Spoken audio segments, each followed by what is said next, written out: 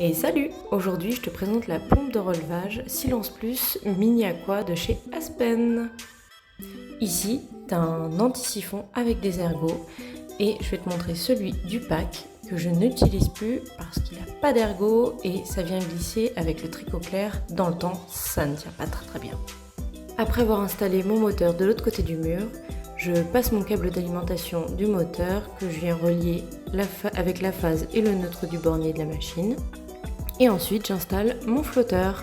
Donc le flotteur il est installé quasiment en direct de la sortie des condensats de la machine. Je le relie juste avec un petit tuyau d'évacuation en 16 mm cannelé. Et puis de l'autre côté du flotteur, bien sûr, on a le tricot clair en 6 mm qui repart vers la pompe.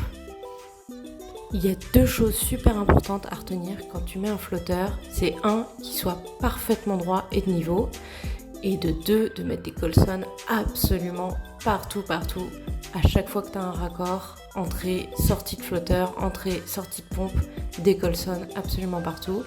Et on n'oublie surtout pas l'anti-siphon avec des colsonnes également. Sinon tout ça, ça bouge avec le temps et ça fuit. Ici, je viens fermer ma goulotte de 8 cm. Donc c'est pour vous montrer que la pompe, elle passe bien dans une petite goulotte de 8 cm. Ensuite, on vient faire les petits raccords.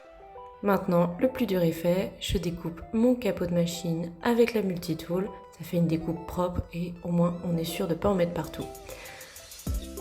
Maintenant, on va refermer ce petit capot. On resserre toutes les petites vis. Et bien sûr, sur la vidéo, j'ai oublié les deux vis de serrage qui permettent de plaquer la machine au mur. Donc ensuite, j'ai tout redémonté et j'ai tout refait. J'avais les nerfs, mais c'est comme ça qu'on apprend. Et pour finir, on teste avec minimum 1,5 litre d'eau. J'espère que ça vous a plu.